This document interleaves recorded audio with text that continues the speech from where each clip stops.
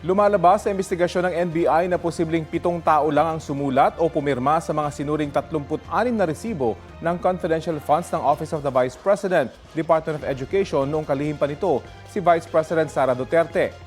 Narito po ang aking report. Sa pagharap ng mga taga-National Bureau of Investigation sa House Committee on Justice, iprinisinta nila ang resulta ng kanilang mga pagsusuri sa mga acknowledgement receipt na ipinapakita kung kanino napunta ang confidential fund ng DepEd noong kalihim pa si Vice President Sara Duterte pati sa Office of the Vice President. Kabilang sa mga inimbestigahan nila ang mga pattern at stroke ng mga pirma at sulat sa mga resibong ito. Gaya ni Sally Rendon at Sheila Dado na pareho ang pirma pero magkaiba ang pangalan at sulat. Ang 4 naman na individual na ito, magkakaiba ang pangalan pero magkakamukha rin ang pirma. Sabi ng NBI, halos pareho ang stroke ng mga pirma pati ang manner of execution nito. Sa resibo ni Annalisa Zino at Ken Naso, iisang tao lang daw ang nagsulat ng petsa ayon pa rin sa NBI.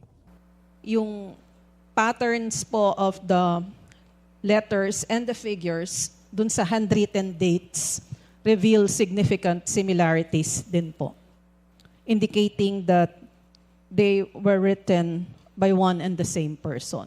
Sabi ng NBI, posibleng 7 tao lang ang sumulat o pumirma sa 36 na resibo na sinuri ng mga forensic examiner nila. Based on the examination conducted, there were groups of acknowledgement receipts that were written by the same person. 7 magkakagrupo po na bawat grupo 1 tao lang ang sumulat. Aabot daw sa mahigit 4,000 ang mga resibo ng confidential funds noon ng bise, pero 36 na resibo lang ang sinuri nila sa opisina ng Commission on Audit.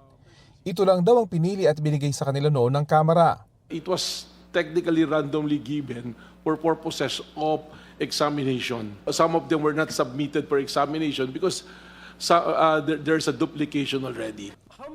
Kinwestiyon noong nakarang taon ng mga mababata sa mga resibo ng confidential funds, kabilang na ang nakapangalan sa isang Mary Grace Piatos.